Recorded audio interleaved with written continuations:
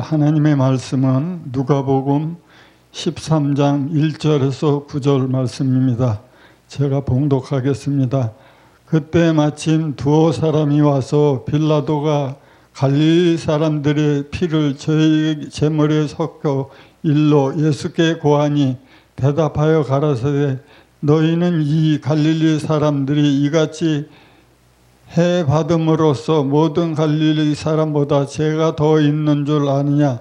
너희에게 이르노니 아니라 너희도 만일 회개하지 아니하면 이와 같이 망하리라. 또 실로암에서 망대가 무너져 치어 죽은 18사람이 예루살렘에 거한 모든 사람보다 죄가 더한 줄 아느냐. 너희에게 이르노니 아니라 너희도 만일 회개치 아니하면 다 이와 같이 망하리라. 이에 비유로 말씀하시되 한 사람이 포도원에 무화과 나무를 심는 것이 있더니 와서 그 열매를 구하였으나 얻지 못한지라. 과수원지에게 이르시되 내가 3년을 와서 이 무화과 나무를 실과를 구하되 얻지 못하니 찍어버리라. 어찌 땅만 버리느냐. 대답하여 가라되 주인이여 금년에도 그대로 두소서. 내가 두릅하고 거름을 주리니 이외에 만일 실과를 열면이와 그렇지 않으면 찍어버리소서 하였다 하시니라. 아멘.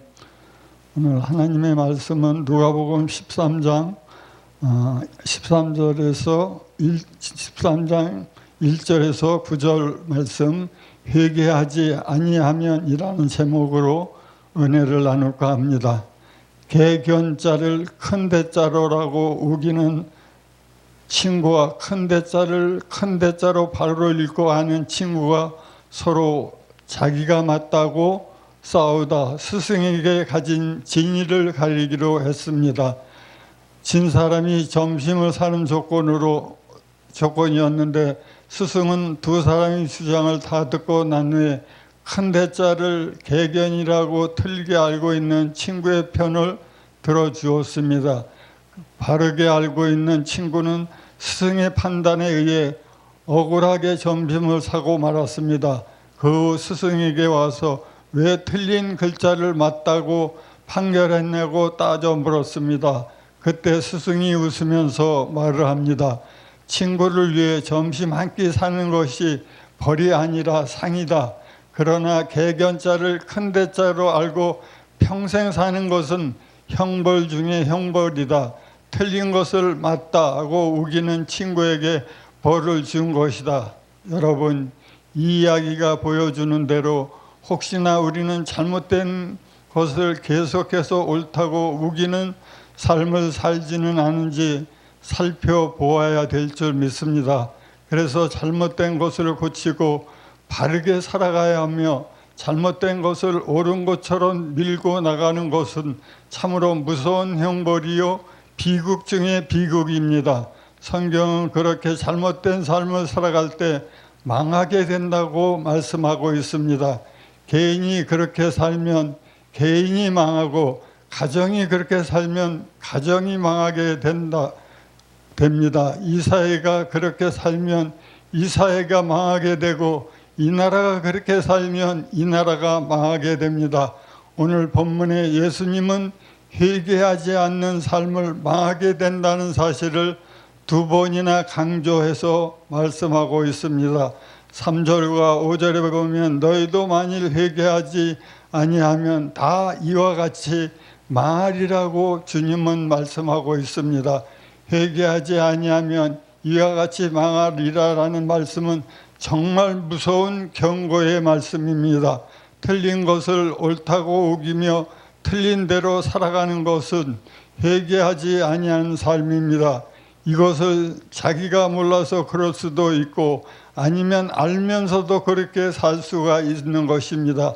이것은 아니지, 이렇게 살면 안 되지, 회개해야지 하면서 체면 때문에 주변 환경 때문에 회개하지 아니하는 삶을 살아갈 수 있습니다.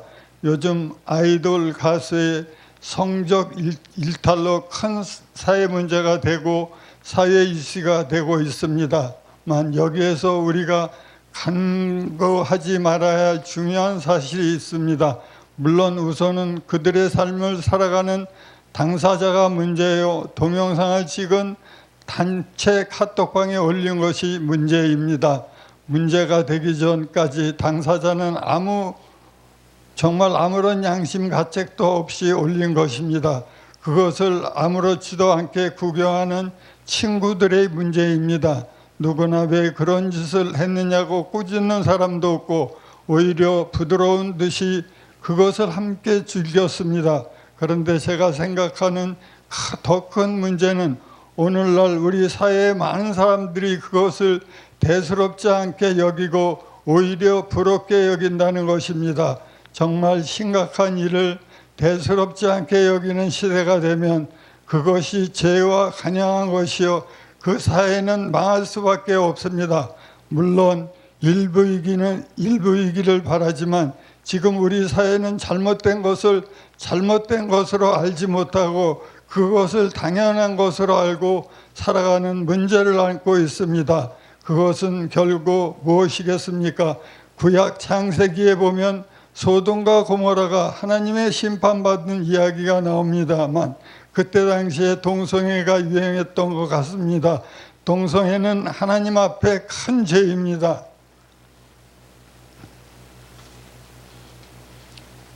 천사들의 남자들의 모습으로 소돔성에 들어가 소돔성의 제약상을 살피고자 롯의 집에 유하고 있을 때 사람들이 몰려옵니다. 그리고 하는 말이 내게 사람들이 이끌어내라, 우리가 상관하리라 라고 했습니다. 여기에 상관한다는 말은 성관계를 맺는다는 말입니다. 그런데 중요한 것은 소돔 백성들이 노소를 막론하고 언근에서 다 모여왔다고 하는 것입니다. 젊은 사람들이 잘못하면 어른들이 타이를 수 있어야 하고 한쪽 지방에 잘못하면 다른 쪽 사람들이 제지를 할 수 있어야 그나마 희망이 있지 않겠습니까? 그런데 이들은 노소를 막론하고 원근에서 다 모여왔습니다. 그들은 동성애가 잘못된 줄 모르고 당연한 줄 알았습니다. 노소를 막론하고 모두가 그 죄에 빠졌습니다. 그것을 잘못이라고 생각한 사람은 롯의 가족 정도가 아니었나 생각해 봅니다. 모두가 자기들의 하나님 앞에 얼마나 범죄하고 있는지를 알지 못하고 있습니다. 모두가 잘못된 것은 잘못으로 알지 못하고 옳은 것은 당연한 것으로 받아들이다가 결국 회개하지 아니한 소돔성은 멸망을 당하고 말았습니다. 회개하지 아니하면 이와 같이 다 망하리라. 여러분, 회개하지 아니하는 삶이 얼마나 무서운지를 알아야 합니다. 우리 사회가 이런 잘못에 빠져 있지 아니하나 생각을 가져봅니다. 기독교 신문의 사회 현상을 반영해서 그랬는지 신문 일부에 오늘날 회자되고 있는 성적 일탁의 문제를 실었습니다. 그런데 그 결론은 교회에서도 이러한 성적 문제가 예일 수 있다고 경고를 하고 있습니다. 교회 다니는 사람들도 성적 동영상을 보내고 받기도 하고 인터넷 서핑을 통하여 일부러 찾아보기도 한다는 것입니다. 젊은 친구들뿐 아니라 노년도 그렇고 평신도 아니라 목회자들도 그렇게 비판의 기사를 싣고 있습니다. 사랑하는 여러분, 저희 기독교가 최후의 보류라고 생각합니다. 기독교인들까지 회개하지 아니하고 잘못된 것을 잘못된 것으로 알지 못하면 이 사회는 정말 희망이 없습니다. 경건한 신앙생활보다 교회 정치에 더 열심히 한 장로님이 암에 걸렸습니다. 그런데 어느 날 새벽 예배 시간에 장로님의 딸이 아버지가 회개해야 한다는 하나님의 말씀을 들려주었습니다. 딸의 입장에서는 곤란한 일이었지만 하나님이 아주 분명하게 말씀을 주셨기에 아버지와 단둘이 있는 시간에 이야기를 했습니다. 아버지, 회개하기를 하나님이 원하십니다. 평생 열심히 하나님을 섬겼다고 생각했는데 딸이 회개하라고 하자 장로님은 몹시 엄차나 노발대발하며 딸을 그 자리에서 쫓아냈습니다. 그렇지만 자녀들은 아비를 위해 눈물로 기도하기 시작했습니다. 사흘이 지났을 때 자녀들이 모인 자리에서 온몸에 암이 퍼져 통증으로 다리를 만지지도 못하게 하시던 분이 무릎을 꿇고 하나님, 제 잘못을 회개합니다 하고 통곡하고 회개하기 시작했습니다. 부인과 자녀들에게도 용서를 구하고 누웠다가 또 회개할 일이 생각나면 일어나 다시 무릎을 꿇고 회개했습니다. 장로님은 그렇게 며칠 회개하다가 어느 저녁에 하나님이 그토록 기다리시던 회개를 다 쏟고 평안히 하나님께 가셨습니다. 이 장로님의 견고한 신앙생활보다는 정치하는 일에 더 열심히 일하는 사실을 자녀들은 다 알고 있었습니다. 그런데 자신의 신앙생활을 잘한다고 생각하고 자신의 잘못을 몰랐습니다. 얼마나 불행한 일인지 모릅니다. 자녀들을 통하여 회개하고 천국에 갔으니 다행입니다만 끝까지 회개하지 아니하면 그 삶이 망할 수 있었습니다. 회개하지 않는 삶이 얼마나 무서운가를 잘 알아야 합니다. 그러나 회개하는 삶은 구원을 받을 수 있습니다. 회개할 때 희망이 있고 복이 있고 구원이 있습니다.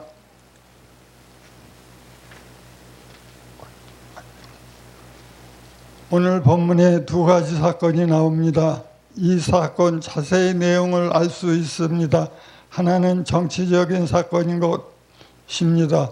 당시 총독이었던 빌라도가 갈릴리 사람들의 피를 흘려 제물을 섞었다는 것입니다. 역사학자들은 이 사건을 예루살렘의 수도 공사를 위하여 막대한 돈이 필요했던 빌라도가 성전에 있는 돈을 가져다가 사용한 대로 시작된다고 말하고 있습니다. 그것을 불만을 품었던 사람들이 데모를 벌였을 때 빌라도가 그들을 잡아 죽이는데 대부분이 갈릴리 사람들이었습니다. 두 번째 사건은 자연재해 사건입니다. 실로암 망대가 무너져서 8명이 죽었던 것입니다. 이 두 사건을 두고 사람들이 예수님께 묻습니다.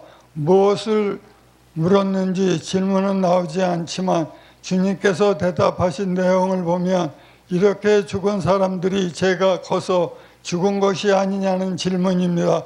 이 질문은 그때 당시 사람들의 고난의 관점을 잘 보여주고 있습니다. 저렇게 비극적으로 죽은 사람들이 그들이 지은 죄가 커서가 아니면 그들이 지은 죄가 많아서 그렇게 죽었다는 것입니다. 그러나 여기에 대해서 주님은 그렇다고 아니라고 하기보다는 다른 사람들의 문제를 우리들에게 적용시키고 있습니다.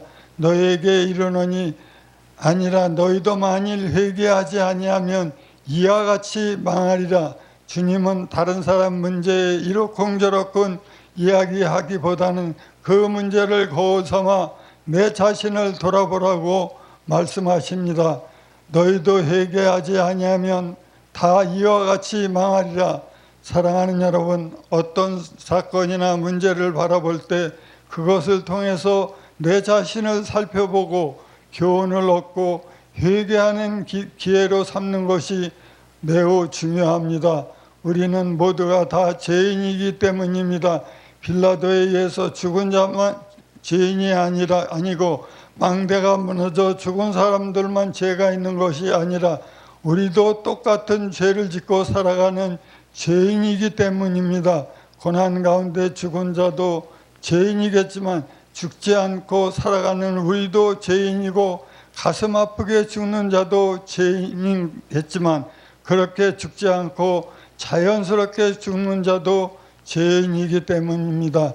회개하지 아니하면 우리는 망할 수밖에 없는 죄인입니다. 그러기에 우리는 망하기 전에 회개해야 합니다.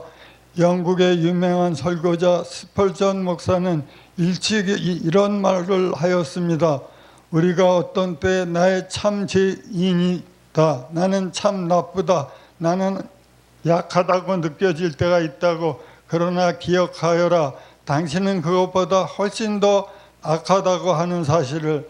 그렇습니다. 우리는 하나님이 우리를 보실 때 우리가 내 자신을 생각하는 것보다 훨씬 더 악한 죄인이란 사실을 우리가 꼭 알아야 합니다. 그러기에 우리 자신을 돌아보며 철저하게 회개하는 삶을 살아야 합니다. 그러면 어떠한 악한 삶을 회개해야 하겠습니까? 저는 오늘 본문 6절서부터 9절까지의 그 답이 있다고 생각합니다. 6절서부터 9절까지 열매 맺지 못하는 나무의 비유입니다. 이 비유의 열매를 맺지 못하는 나무를 보여주면서 열매를 맺는 삶으로 살아가야 할 것을 말씀하고 계십니다. 13장 1절부터 연관된 말씀으로 보자면 이 무화과 나무의 비유는 회개하지 않는 삶을 보여줍니다. 이 무화과는 정말 복받은 나무입니다. 무화과 나무는 좋은 밭에 심기운 나무가 아닙니다. 그런데 이 무화과 나무는 좋은 포도원에 심겨졌습니다. 좋은 가원지기를 통하여 정성 어린 돌봄과 사랑이 많이 받았습니다. 그런데 어찌된 일인지 이 나무는 때가 되어도 열매를 맺지 못합니다. 3년을 찾아와서 열매를 구하지만 열매를 주인에게 드리지 못하였습니다.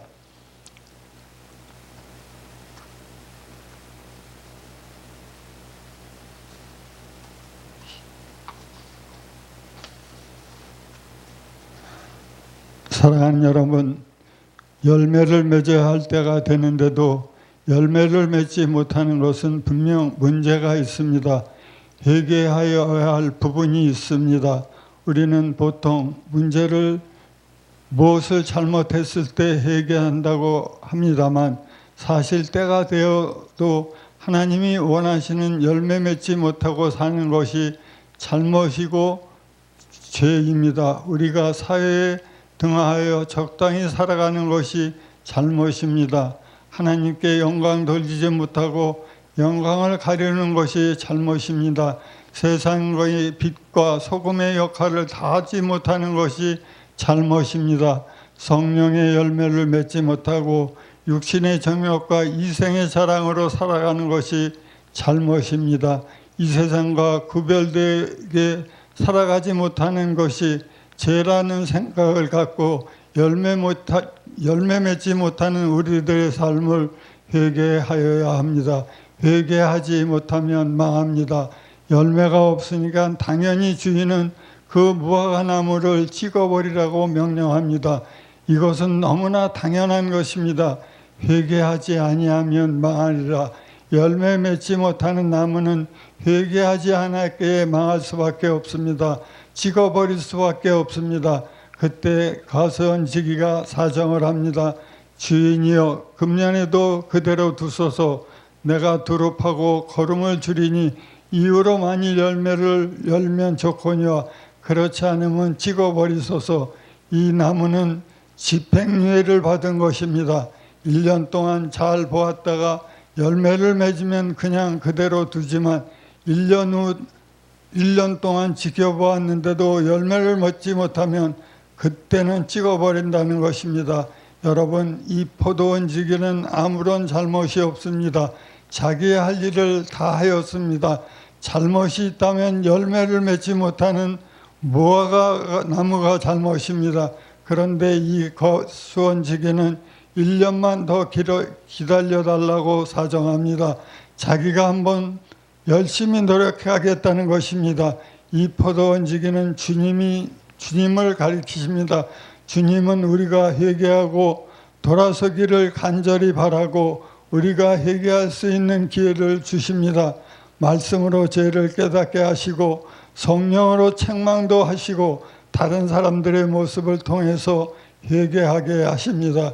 그 주님이 두렵하고 걸음을 주는 사랑의 수고를 생각하면서 우리는 회개할 수 있을 때 회개하는 삶을 살아야 합니다.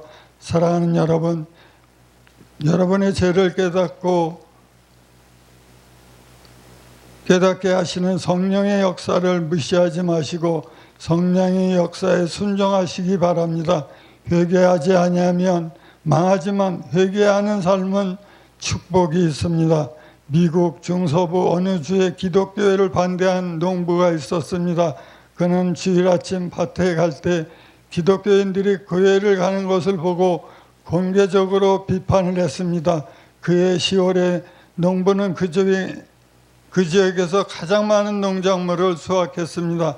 신이 난 그는 신문에 광고를 해 나 같은 사람이 성공한 것을 보면 하나님을 믿는 믿음은 특별한 것이 아님이 분명하다고 말했습니다. 그 다음에 발간된 신문에서 기독교인들은 다음과 같이 대답했습니다. 하나님이 언제나 10월에 결산하시는 것이 아니다. 우리는 하나님이 놀랄 만큼 오랫동안 인내하시지만 어쩐 죄라도 그냥 넘어가지 않는다는 사실을 깨달아야 합니다. 죄는 항상 필연적인 결과를 낳습니다. 하나님이 어느 누구에도 그분의 법을 무너뜨리지 않음을 우리에게 알게 하실 때가 있습니다. 사탄은 죄를 지어도 아무도 모를 거야, 죄를 지어도 피할 길이 있을 거라고 거짓을 말하며 우리를 욕합니다. 그러나 하나님은 너희 죄가 정녕 너희를 찾아줄 줄 알라. 민수기 32장 23절에 분명히 말씀하고 계십니다. 너희도 만일 회개치 아니하면 다 이와 같이 망하리라. 여러분, 죄를 없애는 방법은 회개밖에 없습니다. 회개하고 우리의 삶을 새롭게 할 때 하나님이 우리의 가정과 사회와 나라 가운데 임하게 될 줄 믿습니다.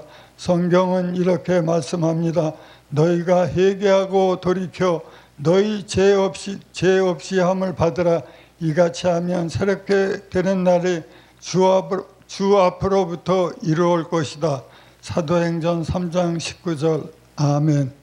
참으로 좋으신 아버지 하나님, 오늘 누가복음 13장 1절에서 9절 말씀, 회개하지 아니하면 주님이 2번이나 말씀하고 있습니다. 또한 무화과 나무가 열매를 맺지 아니하면 아버지 하나님 1년 동안 더 아버지 가서온 제기가 그것을 지킨다고 이야기를 하고 있습니다.